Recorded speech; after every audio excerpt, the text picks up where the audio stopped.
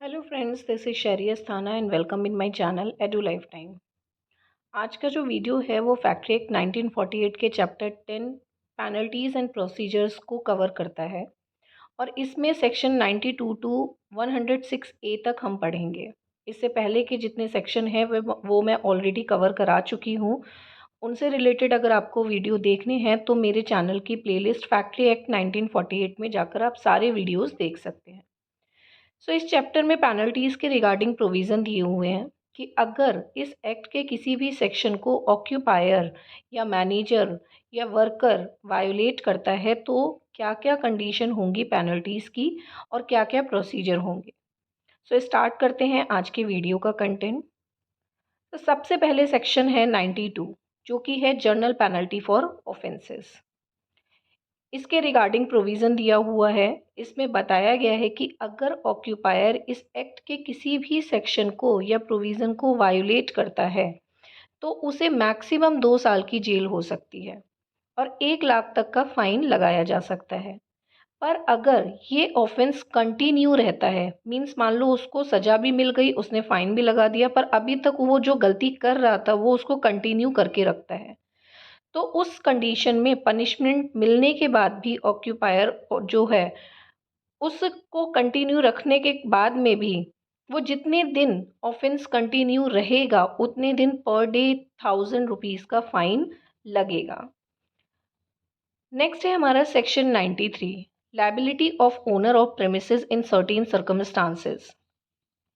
अब इस सेक्शन में कहा गया है कि अगर कोई ऐसा प्रेमिसेस जहां अलग अलग बिल्डिंग को बनाया गया है और अलग अलग ऑक्यूपायर उस बिल्डिंग पर अपनी फैक्ट्रीज को रन कर रहे हैं, तो वहाँ road, drainage, water supply, lighting and sanitation, इन सब की मेंटेनेंस और बनवाने की रिस्पॉन्सिबिलिटी उस प्रेमिसेस के ओनर की होगी। मतलब सिंपल है, मान लो बहुत बड़ी जगह है और उसका मालिक एक है। अब उसके मालिक ने क्या करा, उस पूरी जगह को छोटे छोटे टुकड़ों में छोटी छोटी फैक्ट्रीज में डिवाइड कर दिया।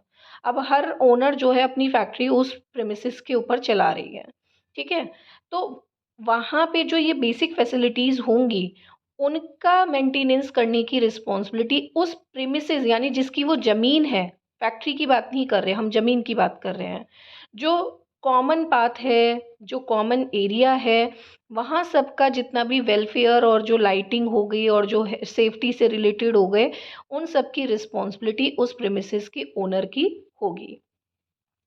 चीफ इंस्पेक्टर के पास ये पावर होती है कि वो उस प्रीमिसेस के ओनर को ऑर्डर इशू कर सकता है regarding roads, drainage, water supply, lighting and sanitation.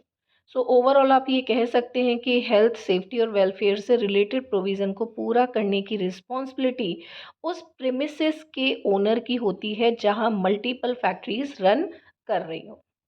Next है हमारा section 94, that is enhanced penalty after previous conviction. इसमें कहा गया है कि अगर ऑक्यूपायर किसी भी प्रोविज़न को तोड़ने की गलती दोबारा करता है इन फ्यूचर, मतलब उसको पनिशमेंट मिल चुकी है, पनिशमेंट मिलने के बाद एक तो बात होती है कि उसने कंटिन्यू करके रखा, ठीक है। एक बात ये होती है कि उसने बीच में वो गलती नहीं की, रोक दिया, पर वो दोबारा इन फ्यूचर कर रहा है, तो इस बार उसकी सज़ा 2 साल से बढ़कर 3 साल हो जाएगी और फाइन 1 लाख से बढ़कर 2 लाख बढ़ जाएगा। अब आते हैं next section which is 95, section 95, penalties for obstructing inspector. अगर कोई पर्सन इंस्पेक्टर को अपना काम करने से रोक रहा है या उसके इंस्पेक्शन में किसी भी तरीके की रुकावट डाल रहा है तो उस पर्सन को 6 महीने की जेल भी हो सकती है या फिर 10,000 रुपये तक का फाइन भी लग सकता है या फिर दोनों ही हो सकता है। नेक्स्ट है हमारा section 96, penalty for wrongfully disclosing result of analysis under section 91। Okay, section 91 related है पावर टू टेक सैंपल से, हम लास्ट वीडियो में पढ़ चुके हैं। तो इसके रिगार्डिंग सेक्शन 96 कहता है कि अगर कोई भी पर्सन सेक्शन 91 के तहत की गई एनालिसिस को किसी के भी साथ डिस्क्लोज करता है या पब्लिश करता है तो उसे पनिशमेंट के तौर पर 6 महीने तक की सज़ा या फिर 10,000 रुपये तक का फाइन या फिर दोनों ही हो सकती है। अब सेक्शन 91 में हमने पढ़ा था पावर टू टेक सैंपल। अगर ऑर्गेनाइजेशन फैक्ट्री के अंदर कोई भी हज़ार्डियस प्रोसेस हो रहा है या कोई दुर्घटना हो चुकी है या दुर्घटना होने के आसार हैं, तो कमेटी जो होती है या जो इंस्पेक्टर होता है, उनके पास पावर होती है वहाँ से सैंपल इकट्ठा करने की, ताकि वो पता कर सके कि क्या प्रॉब्लम हो सकती है या जो दुर्घटना हुई है उससे वो उन सैंपल से जांच करेगी, एनालिसिस करेगी, इन्वेस्टिगेशन करेगी कि किस वजह से ये एक्सीडेंट हुआ है। ठीक है। अब वो एक्सीडेंट जब वो सैंपल्स ले लिए जाते हैं और उनकी एनालिसिस को अगर कोई पर्सन डिस्क्लोज कर देता है बाहर, ठीक है, या पब्लिश कर देता है, तो यहाँ पर उसको कितनी पेनल्टी देनी पड़ेगी या उसको कितना पनिशमेंट, जो पर्सन डिस्क्लोज करता है, यहाँ पे उसके बारे में बात हो रही है, रॉन्गफुली डिस्क्लोज करता है, तो उसको कितना, किस तरीके की पनिशमेंट दी जाएगी, इस सेक्शन के अंदर बताया गया है। Now section 96A, penalty for contravention of the provision of section 41B, 41C and 41H. So ये section related है section 41B, 41C and 41H।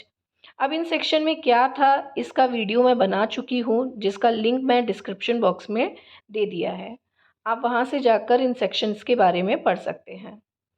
सो यहाँ ऑक्यूपायर इन सेक्शन के तहत अगर इनका वायलेशन करता है तो उसे 7 साल तक की इम्प्रिजमेंट या फिर 2 लाख तक का फाइन लग सकता है।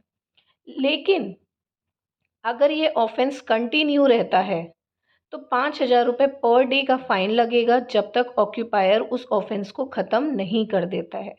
किससे रिलेटेड ऑफेंस है ये? सेक्शन 41V में जो कहा गया है, 41C में जो कहा गया है, 41H में जो कहा गया है, इन तीनों सेक्शन को अगर ऑक्यूपायर वायोलेट करता है, मतलब किसी भी तरीके से इन सेक्शंस का उल्लंघन करता है, तो उस कंडीशन में 7 साल तक की सज़ा या फिर 2 लाख तक का फ़ाइन लग सकता है। और फ़ाइन लगने के बाद या सज़ा होने के बाद में भी अगर ऑक्यूपायर इस ऑफेंस को कंटिन्यू रखता है तो 5,000 रुपये पर डे का फ़ाइन लगेगा। नेक्स्ट है हमारा section 97, offence by worker.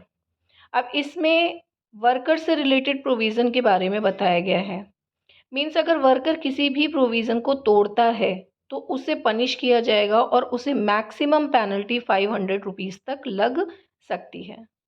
Next है हमारा section 98, penalty for using false certificate of fitness. तो सर्टिफिकेट ऑफ फिटनेस आपको पता है चाइल्ड अडोलसेंट के केस में है, ठीक है, और भी केसेस में होता है।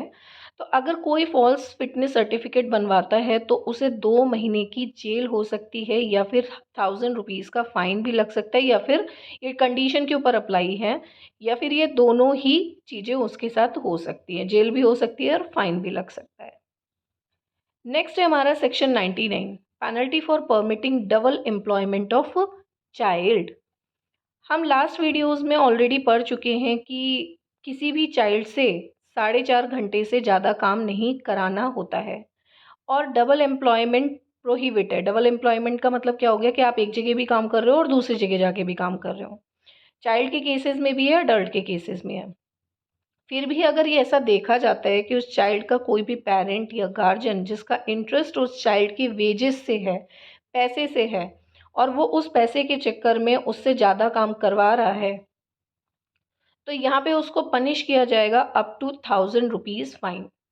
पर ये फ़ाइन तभी लगेगा जब तक कोर्ट में ये प्रूव नहीं हो जाता है कि वो बच्चा या वो जो पर्सन है या जो वो वर्कर है, वो अपने मन से काम कर रहा है या उसको सही में फ़ोर्स किया जा रहा है। तो पर्टिकुलर गार्जियन का कोई इंटरेस्ट था भी उसकी वेजेस के अंदर या नहीं है, ये प्रूफ होने के बाद ही ये फ़ाइन लगाया जाता है। नेक्स्ट है हमारा सेक्शन 100, जो कि रिपील कर दिया गया है, ख़त्म कर दिया गया है। Now section 101, exemption of occupier और manager from liability in certain cases. इस सेक्शन में सिंपल कहा गया है कि ऑक्यूपायर को कुछ केसेस में कुछ लायबिलिटी से एग्जेम्प्ट कर दिया गया है। ये डिपेंड करता है कि केस किस तरीके का है और कोर्ट उस पर क्या फैसला लेती है। नाउ हमारा section 102, power of court to make order. इस सेक्शन में बताया गया है कि अगर किसी फैक्ट्री के मालिक या मैनेजर को किसी प्रोविज़न को तोड़ने के संबंध में दोषी ठहराया गया हुआ है, तो उस कंडीशन में कोर्ट उन्हें रिटर्न में ऑर्डर दे सकती है कि ऑक्यूपायर या मैनेजर उस केसेस का समाधान निकाल सकता है जिनके संबंध में अपराध किया गया है, यानी कि उनको कुछ टाइम दे सकता है। ठीक है, अगर उनको लगता है कि हाँ ये मतलब कहीं ना कुछ गड़बड़ हो सकती है, कोर्ट को लगता है, तो वो उनको कुछ टाइम दे सकता है समाधान निकालने के लिए। अब है हमारा section 103, presumption as to employment.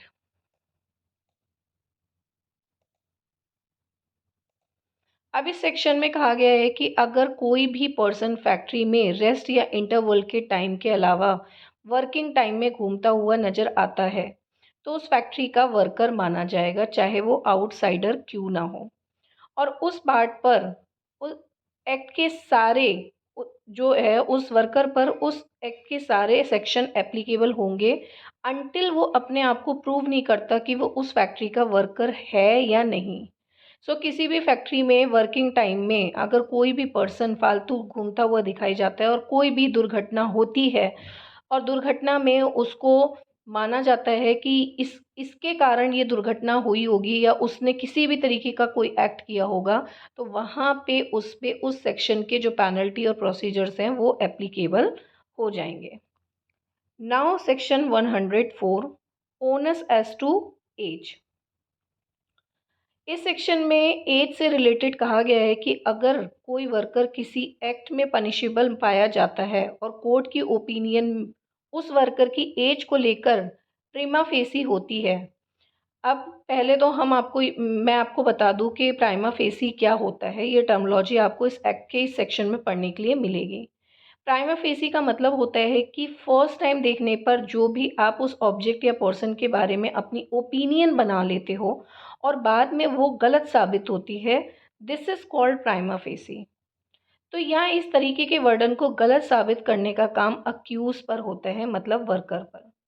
साथ ही एक डिक्लेरेशन होगा सर्टिफाइंग सर्जन के द्वारा जिसमें सर्जन उस वर्कर की पर्सनालिटी एग्जामिन करेगा और अपनी रिपोर्ट तैयार करके भेजेगा अकॉर्डिंग टू दिस एक्ट। यानी कि कोई पर्सन है जिसकी एज जो है वो ठीक है, सर्टिफाइंग सर्जन जितना उसने बताया हुआ है वो बिल्कुल ठीक है, पर कोर्ट को लग रहा है कि नहीं नहीं भाई ये तो कम है।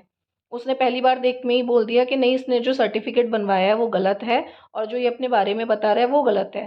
तो यहाँ पर अपनी एज को साबित करने का काम किसके ऊपर हो जाता है? अक्यूज के ऊपर, यानी उस वर्कर के ऊपर हो जाता है।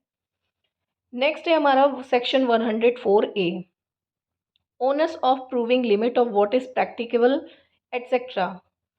ओनस का मतलब होता है रिस्पॉन्सिबिलिटी। अगर ऑक्यूपायर या वर्कर पर किसी भी तरह का चार्ज लगता है तो वायलेट एनी सेक्शन, तो वहाँ ऑक्यूपायर की रिस्पॉन्सिबिलिटी होती है कि वो अपने आप को प्रूव कर सके कि वो सही है या नहीं। Now section 105, cognizance of offences. अब इसका मतलब होता है नोटिस में आना। कोर्ट के नोटिस में कोई भी ऑफेंस तब तक नहीं आता है जब तक कि पर्सन रिटर्न में खुद कंप्लेन ना करे या फिर इंस्पेक्टर ने कोई मिस्टेक रेक्टिफाई कर ली है और वो अपनी रिपोर्ट बनाकर कोर्ट में जब तक सबमिट नहीं कर देता है तब तक उस पर कार्रवाई नहीं हो सकती है। नेक्स्ट है हमारा सेक्शन 106, लिमिटेशन ऑफ प्रोसिक्यूशन। अब इसमें कंप्लेन करने की टाइम लिमिट को बताया गया है। मीन्स अगर इंस्पेक्टर ने कोई भी प्रोविज़न के वायोलेशन को देखा है तो उस मिस्टेक की नोटिस डेट के 3 महीने के अंदर अंदर विद रिटर्न उसे कोर्ट में अप्लाई करना होगा।